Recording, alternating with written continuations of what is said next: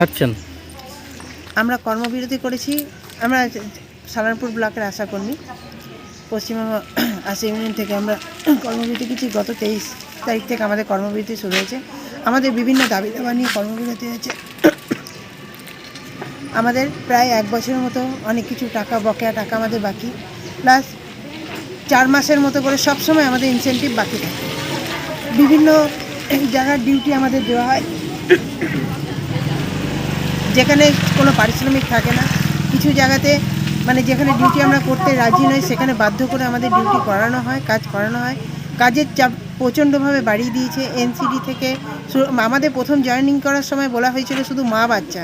এখন মা বাচ্চা থেকে শুরু করে স্কুলের পরীক্ষা, কোনো খেলা, কোনো কোথাও বাদ নেই, কোনো জায়গাটাতে বাদ নেই যেখানে আশাকর্মীদের ডিউটি দেওয়া হচ্ছে না, অথচ তার জন্য কোনো পারিশ্রমিক নেই।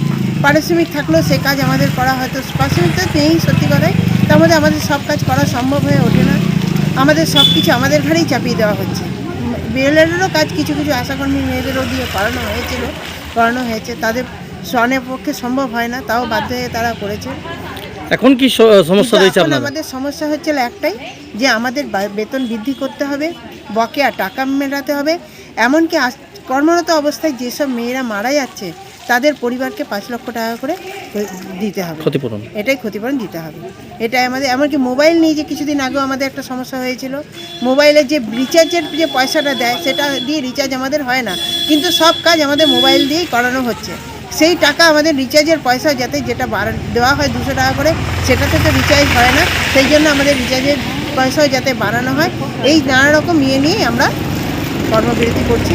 এখন কর্মবিরতি আমাদের চলবে যতদিন না রাজ্য সরকার আমাদের দাবি দাবা মেনে নিচ্ছে অনির্দিষ্টকালের জন্য, ততদিন আমাদের কর্মবিরতি। কোন জায়গা থেকে শুরু করেছেন আপনারা? আমরা ডাবর মোড় থেকে শুরু করেছি, আমরা বিপিএসসি অবধি আজকে যাব। তারপরে ধীরে ধীরে এক দিন আমাদের 26 তারিখ সিএমএইচ অফিসে র্যালি করে যাওয়ার রয়েছে, পরিকল্পনা রয়েছে। 26 তারিখ সিএমএইচ অফিস ডেপুটেশন দেওয়া হয়ে গেছে আগে, সেদিনকে আমরা ঘেরাও করবো সিএমএইচ অফিসেও আমরা যাব। আপনার নাম? আমার নাম শিবানী দেবনাথ, সালানপুর। কি আছে বলুন? পরিষেবার টাকা বর্ধিত করতে হবে। সমস্ত বিভাগের কাজ পরিষেবার কাজের টাকা বরাদ্দ বৃদ্ধির বরাদ্দ করতে হবে। এই দাবিতে কর্মবিরতি চলবে। বিনা পারিশ্রমিকে কোনো কাজ করানো চলবে না। অবিলম্বে আশাকর্মীদের সরকার ঘোষিত সমস্ত ছুটি প্রদান করতে হবে। মাতৃকালীন ছুটি,